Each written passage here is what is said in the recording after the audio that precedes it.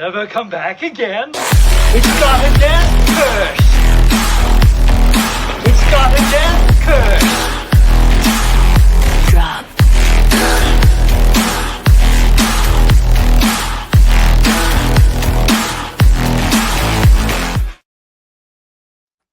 Welcome on in to the Death Curse Club. I'm owner-operator of the establishment, Zach Hilton, and alongside with me is the hostess with the mostest, the best in the world. And what she do is give you side eyes. Barack.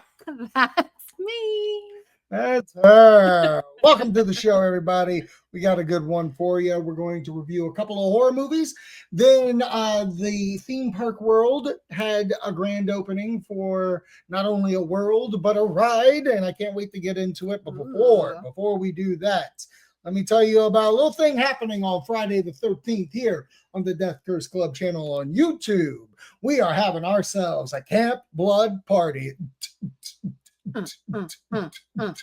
What? Presented by Frightmare Chesapeake, 1905 South Military Highway, Chesapeake, Virginia. We are giving away Frightmare tickets for Saturday the 14th, the day after the biggest day of my life. Friday the 13th, not really the biggest day of my life, but it is one of my favorite holidays to celebrate. This year we got this one coming. Next year there's two in a row. Can't wait. But Camp Blood Party, we are going to have a what if scenario. Me and Jim, we're going to talk a really interesting Jason thing he wants to do. I think I put it in the thing anyways, but the multiverse of Jason, which I can't wait to get into.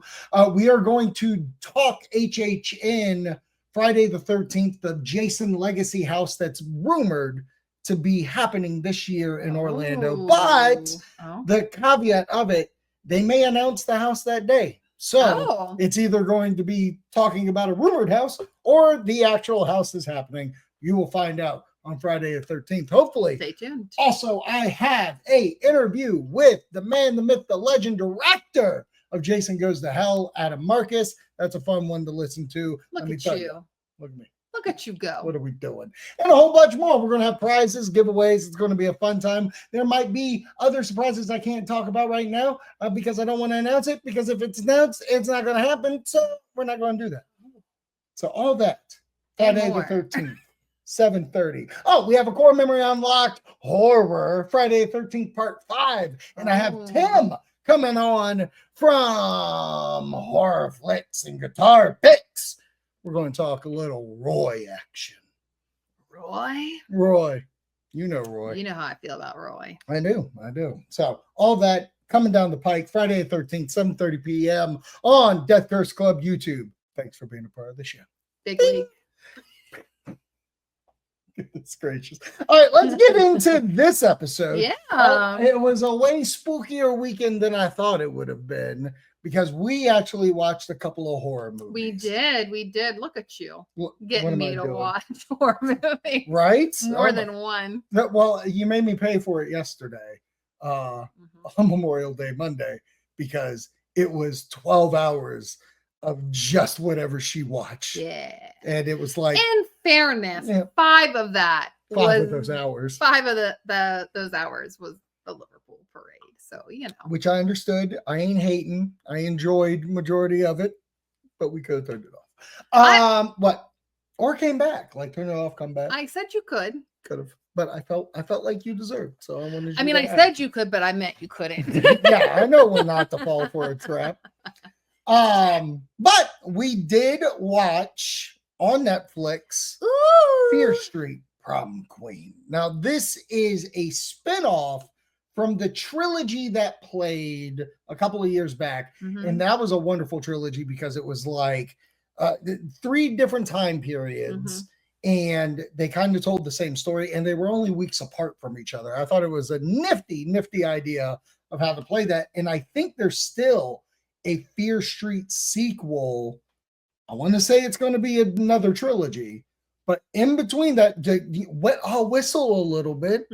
They gave us Fear Street Prom Queen. I don't know if I ever showed you the trailers to them, or maybe you didn't pay attention or not. I don't remember. But what I will say is that the original trilogy of Mhm. Fear Street was something that we have always hoped to Mhm. see at HHN with Very true. the depth and creativity and storytelling and Mhm. scares that Mhm. are in those three. Absolutely. Like And we felt, especially because obviously HHN has had relationships with Netflix Mhm. Yeah. with different. And they could easily do Prom Queen Mhm. as a house if they wanted to. I don't know if I saw that picture. What picture? Oh yeah, it's not up there. It's not, they erased it. They only penciled it in. So the story of this is the high school at Shady Brook is about to have its prom. Mhm. There are these overall candidates that could win Prom Queen, Mhm. and they're all being killed one by one. Yes. And it comes down to prom night, and only one's going to survive. I don't want to spoil the review because people probably still haven't watched it. Just came out. And we'll get into the feedback of the movie at the end, though. But for me, I enjoyed this movie wholeheartedly because it's based in 1988. They kind of mention the 78 events that happen, which I love. There's a lot of cool gore, a lot of wild deaths, and they really played into the 80s. And why I kind of find that refreshing is because I feel like we've gotten to a point where a lot of movies like to say, like, oh, we're based in this time period, and they really don't play with it. This felt like, okay, we're going to have wardrobe, we're going to have hair, everybody's going to act like it. I think there are a couple of moments where I'm like, I don't think you would have said that as a character, but that's here or there. We didn't hear any skibbities. There was no skibbity, and there was cats everywhere. So many cats. But overall, I had a fun time. And I think with Netflix, if you can get a fun time out of me, it's worth it. Yeah. It's worth the watch. Yeah. Because everybody likes to hold appropriate. A lot. They love to hold Netflix movies like they're the Schindler's List of films, and they never are. They absolutely never are. They are fun. And I would put this in kind of a category of something like Extraction, which was fun. The Fear Street series. I think they do a decent job with horror overall. Yeah. And I think this was a fun movie. I like the kids in it. Again, the gore was top notch, cool kills. Though Jim, who's frequent on the show, he was very like, oh, I thought all the kill scenes were just the same over and over. And when he wrote me that, I went, have you ever seen Scream? Where they just stab the whole time? But I wouldn't even say that it was the same. No, that's what I'm saying, though. Like is like hands got cut off, limbs got cut off, a thing went into a face. Like, there was definitely. I felt like they were very variety. differential. The only thing I will say about the movie, I called the killer early on in the movie. You did. Now, but I would say for an average moviegoer like myself, I was very upset that you said that out loud because I would have had no idea. Right. I am a face value. I watch it to watch it. I don't try to guess. I don't try to guess either. But if you're going to bring in mystery into it, I kind of feel like I have to.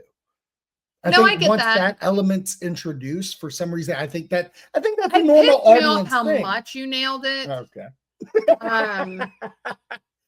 There's one twist that I do not, but I would say 75% I got right. Yeah. And then there's a twist. I was like, oh, okay, that's fun. Sure. Yeah. But what did you feel like? Do you think it was overall a good time? Oh, yeah. I loved the movie. I thought it was fun. There were many a times like I was very interactive when watching it, meaning like I had something to say or like an oh shit or Didn't you like throw a high block or a kick? A kick. Yeah, I thought it was a kick. Yeah. I moved my leg out of the way. You didn't want it to get cut off. I understand. And you teased me for it. But there's fun homages. There are. And I do agree with you of the fact that it does very well of having that 80s feel, which I do feel like Netflix should be able to nail between like Stranger Things and all of that. No, that's very fair. If there's notes Netflix can give, it's those notes. Yeah.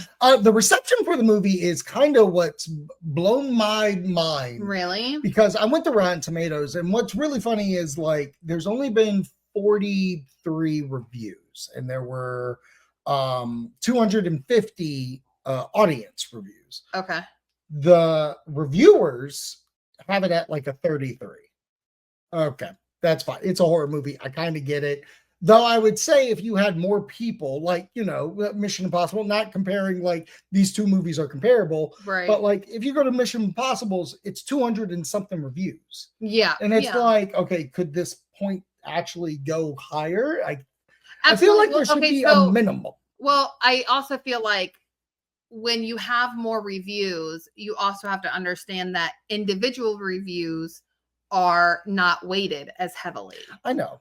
So with there being less reviews, it's not, I mean, you're talking about, you know, how many people are in the world and you have 40, like that's a very niche group. Right. So I do feel like that's not enough to go off of for me. And that's kind of how I looked at it. I was like, this is kind of unfair comparisons. And like, I don't know if the reviewer who's actually watching it likes horror.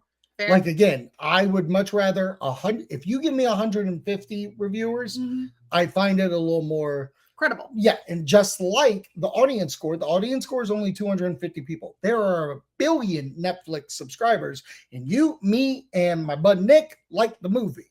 And I think even Rob. So it's like, okay, so 4 out of, and Jim's fine with it too. So no one was negative, but the audience score was at an 18. Oh. What are we doing?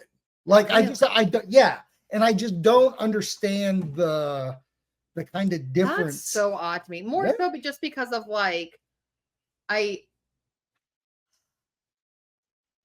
especially for something that's been successful. But not only that, I feel like the movie does such a good portrayal of what the style and plot and feel of an 80s movie would be, if that makes sense. Because like you're talking about, that baffles my mind. So the only thing I can like think about when you see it, like even when you look at IMDb, like the Fear Street's 6.7, 6.6, 7. No, that's not them. So 6.2. So all in the sixes. And then you go to this one and it's at 5.2. So it's a little lesser, but like this. But this actually has like 10,000 like reviewers, we'll call it. And I don't know. It's interesting to me when we pick a subject we want to attack. And I'm not saying it's being attacked. What I'm saying is like, you look at that trilogy, it's written and directed by the same, like, but I think that it's an appropriate Netflix movie. But that's what I'm saying too. I think I'm going too hard into the paint of like the negative reaction, but I'm also like, what are you looking for? Right. And this is also me defending the fact that, like, and Jim, I love you to death. I know you don't listen to the show or watch the show, but you fucking text me, it was fine, it was whatever. But you give the glowingest review to Winnie the Pooh, Blood and Honey, or fucking Baby the Gathering, or Terrifier 1. It's like, this actually had like things that made it feel like a real movie. I'm going to tell you why. You ready? What? Because when you go in not expecting something and it has certain things, then that is what would wow you, right? Like with the Winnie the Pooh, that was something off kilter. Okay. Which I think is why it would get more praised. Going into this, there were already 3 stories that go along with it. Right. That you kind of had an idea of what you were getting. So if I look at it in that, like, I feel like it's very on par with the other ones, which shouldn't be a negative thing. Like, that's what's frustrating. Like if the formula is working, it's not the exact same formula, but the formula itself, the feel itself is the same. Right. Why can't I get an additive to this story, which is what it is. Like when you think about it, it's just, you get all of these stories that, you know, intertwine and have some of the same threads, Mhm. And I'm looking at it that way. If you're looking that you're going to get something new, one, why? Because it's still under the same umbrella of Fear Street. Mhm. So why would you feel like there would be something drastically different? Do you know what I mean? Yeah. So I do feel like people get on this like, oh, well, I mean, it was okay. It's like the other ones. And somehow that then becomes a negative connotation. Right. Like you didn't bring something new. Right. Though it's It supposed to is. be in line with Yes. the same story. Because those same people would be whining and complaining, being like, it didn't line up with the other things. It doesn't make any sense. You know what I mean? Like, I'm just trying to play the middle of why I feel like it would have that. Well, I don't think it's warranted. I would love for you to explain this for me then. Oh, okay. Until Dawn. No. Huh? Let me tell you. Okay. What has that got a score of? Fucking higher than That's new. well, yeah, but new. In the sense of like it's a video adaptation but has a completely different twist on it. So here's the thing about this movie. And again, I'm not going to spoil it in case if it is something that you want to see. The movie feels like it was something being built at Sony. And someone said, well, we have this property. Can we slap its name on it? Sure. Can we also like figure out the way to tie it in to the game? I'm sure we could figure something out. Did it make it good?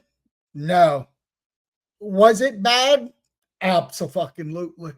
And it worried me, and I still don't even know his review. I need to go check out Rob's review. What's your problem? A review that I read that was just funny. It was like, it's loosely based on the game. And by loosely, I mean not at all. And that's what really bothers me about the movie, because the Until Dawn game, I love. I love the story it came up with. I love the idea of we're playing one thing, but then it turns into a different thing. It was very inventive. This felt like something else that got tacked on to it. And I am okay if you like don't do like the original story. Like, for instance, Mortal Kombat. Yeah. The latest one. Yeah. The first time I watched it, I was like, I don't think I like this movie. And then I watched it again and was like, okay, I can get behind the fact that the tournament didn't happen, because that was my biggest thing. The tournament that wasn't happening. Still was the characters from the movie or the game and whatever, but it was still enjoyable. Right. This has a whole new set of characters, which I'm fine with, because then what I really wanted out of this was companion pieces. I wanted to be able to watch the movie, follow the story to a point, then play the game. I think that's a neat idea. What they gave us was convoluted. If you watch the trailer and the way that they played it, even advertising being like, oh man, they're going to live, they're going to die, and each time they come back, they're going to play into a different horror trope. Never fucking happened until a montage to wrap this baby up. The montage was the trailer. Yeah. And I was like, this is fucking preposterous. And then they have a character from the game who comes in, but he's playing a different guy, but then plays him. And then fucking let's not get into the water. I don't want to talk about the water. Overall, fuck this movie. I don't care that it cost $15 million. It's definitely made its money back. And if they try to sequelize this by giving me Until Dawn the game as a sequel, I'm not here for it. I'm done. Like that one time I watched it, I'm done. One and done. It's a horrible movie. If you want Until Dawn, play the game. Don't play the remake of the game. I almost got slipped. Here when they did the PS5 upgrade one. They took out shit from the original. Like they took out stuff that I thought was cool. What are we doing? I was just play. I watched you play Until Dawn, which I really liked. I liked that game. I mean, scared the crap out of me. Yeah. But I liked the concept and the idea. So I thought that aspect was really, really neat. Right. I like the premise of them doing, and I had a lot of hope for this movie, even with the trailer and things like that. And I just feel like there were aspects that were cool. It definitely gave me some jump scares, but I feel like the arc of the movie was not it's the not best. good. It was just, yeah. And then it tramples the game. Like, this isn't even a spoiler. It's just, if you see the trailer, you see the Wendigos are in this movie. The game treats the Wendigos like a scary fucking object to not fuck with. This movie just makes them feel like a bunch of fucking zombies just running. Yeah. And in the game, when you face one Wendigo, it feels like it's the tensest. Yeah. You're not getting out of the scenario at all. Eventually, I'm shocked they didn't do a fucking Avengers spin around and they just became the T'Chari to kill. I fucking hate this movie. Anyways, let's move on to theme park stuff. Okay. Let's go I'm great with let's go with the grand opening of this place here, Dark Universe at Epic Universe. Now, we did the preview. We talked about the preview last week. Since then, they have grand opened. Yep. The grand opening, media-wise, they had 2 days of a media and celebrities and opening ceremonies. Right. And then they had the opening to the park for general public. Right. And what they didn't need for the media, and they kind of do for the general guests, but the characters from the world came out. So there's a point where Bride of Frankenstein and Frankenstein come out. It's Frankenstein's monster. I guess Victoria Frankenstein's monster. Then you get the Invisible Man, then Igor, and then Victoria herself comes out, and she's just given this whole, this is Dark Universe spiel, and then you go in. I think the best part about this grand opening is like everything was working. Nothing got and too crazy. The wait times.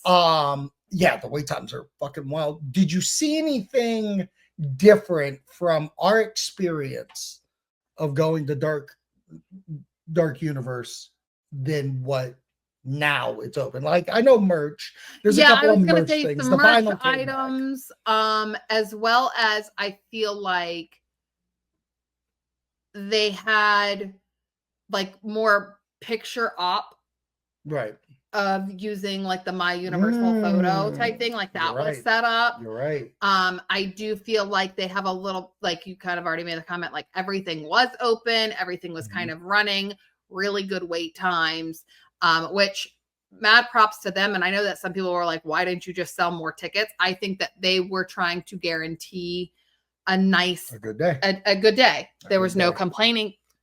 And you had nothing to complain. Fucks love to come on. But I will also say, and you also have to realize, with less traffic in that sense of people, you aren't running things as rampant in a sense. And you kind of get a little bit of a leeway if something goes down, like of a delay that you can pop back up. Now, I don't know exactly, but from my viewings and kind of checking in, there was nothing delayed that day, which was nice. So for me, it goes back to like really showing and proving that those preview days where they were allowing more people in and trying to fluctuate with the amount of tickets and patrons within the park and what does that look like? How can we handle it? Was appropriate. I mean, that's what you were paying for. And I feel like while we were on the later end, hoping that things would be running smoother, which there were differences from the beginning of previews to then. Right. I just feel like it was good. I think there were a lot of people that were let down because they had expectations of what media got and thinking that they would get the same, which I understand having that view, because you're like, well, this is also another, like, this is your opening. Right. But I also think that you've got to understand that when media is there, it's a curated view, right? Like you are putting your best foot forward. Right. Just like as a person, when you're going through your photos on your phone that you want to post, are you going to post the one where your like face is like this? Like, no, like you're making a cute face just for you.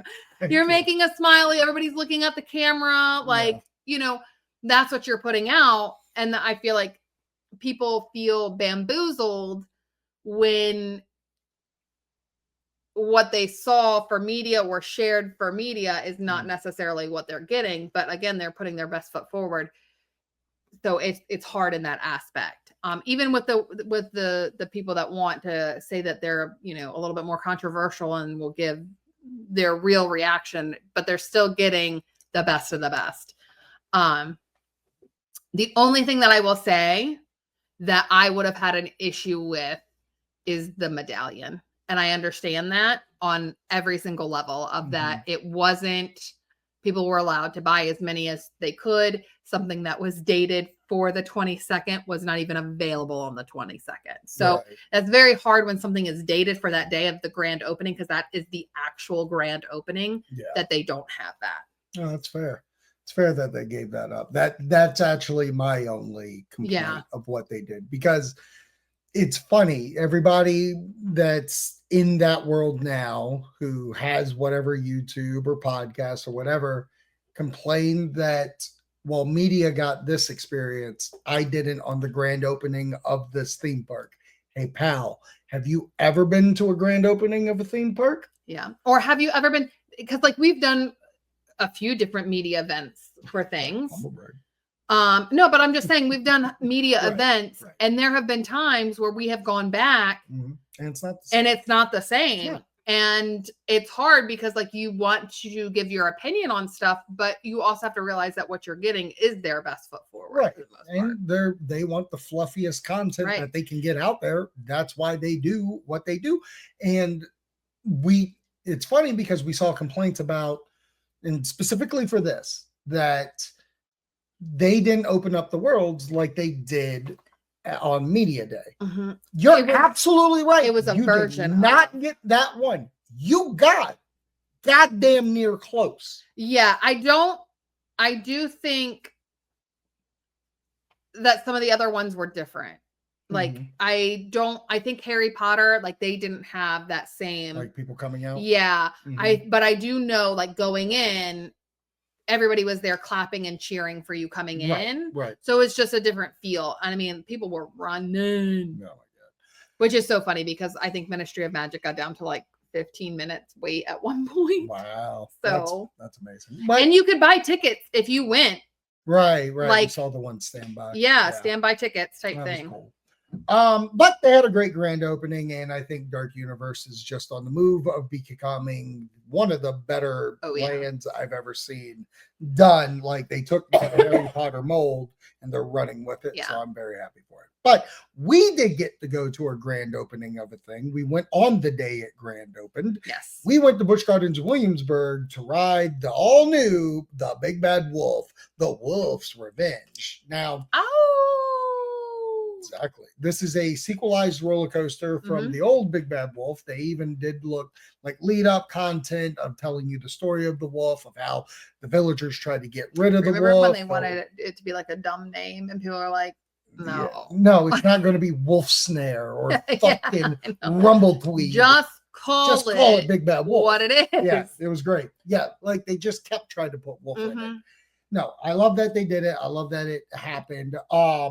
It's by the Doss House. If you go to Busch Gardens, Williamsburg, they have like a neat lead up with like barrels of beer, like signage about claw marks, signage for what the old story was. Like you can see on their Instagram.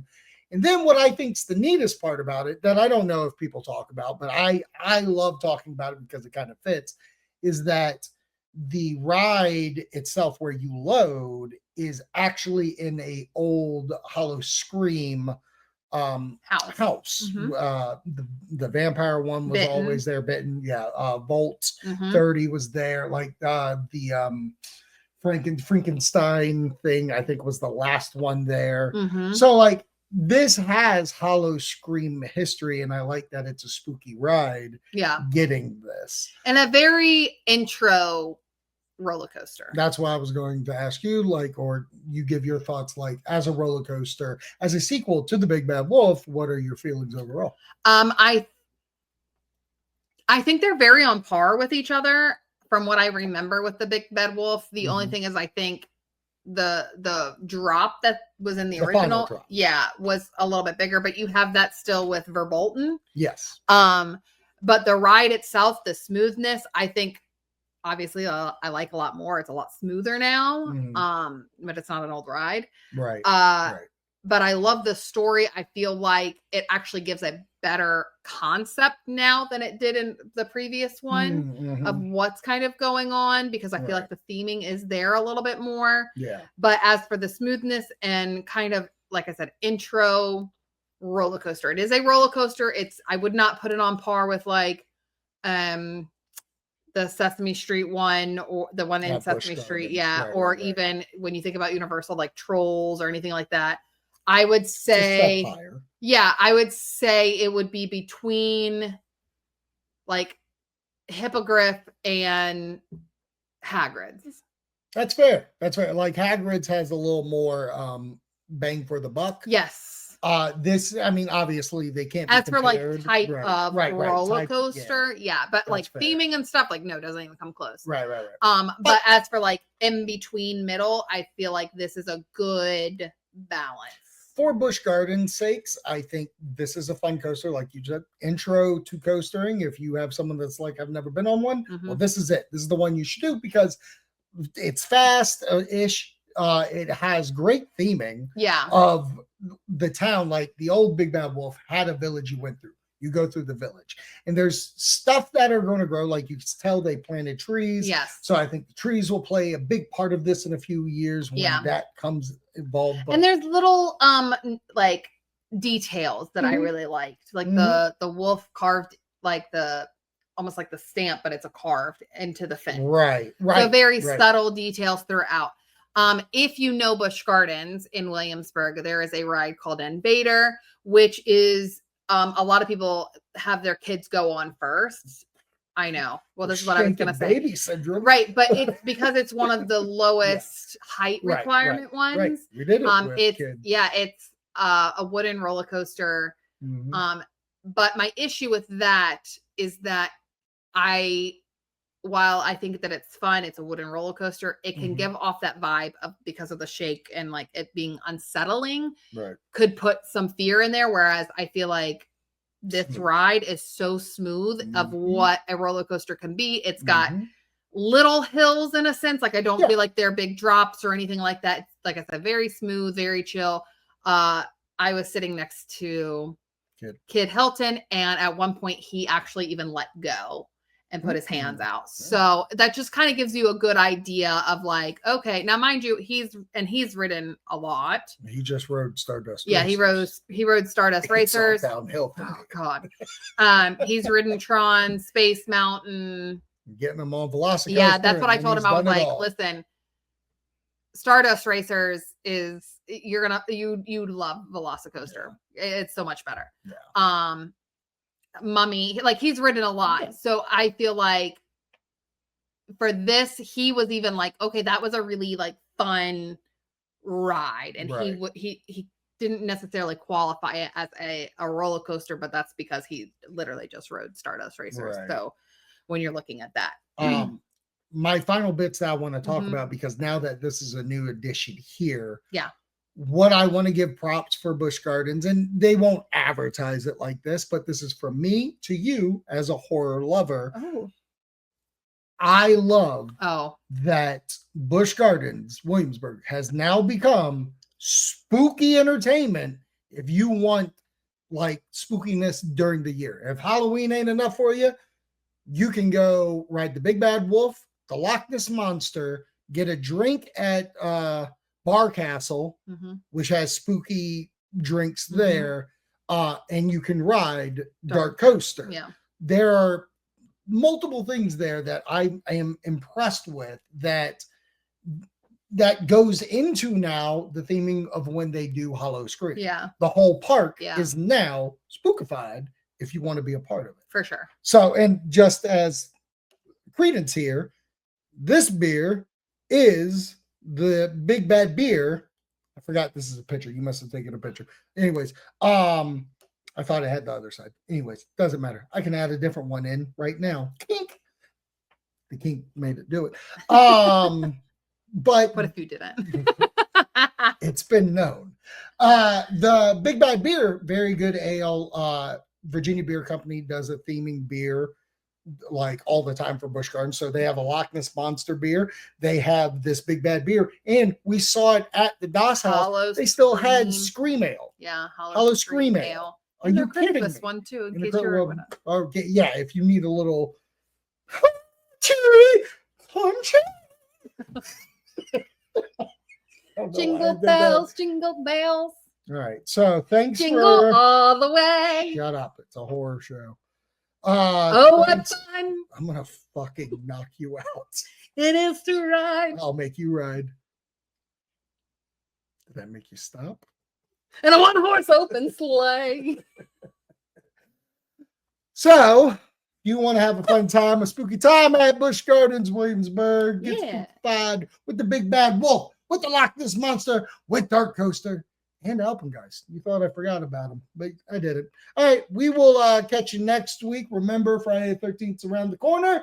Join us for the Camp Blood Party presented by Frightmare 1905 South Military Highway, Chesapeake, Virginia. Ooh, ooh. Spook you later. Bye.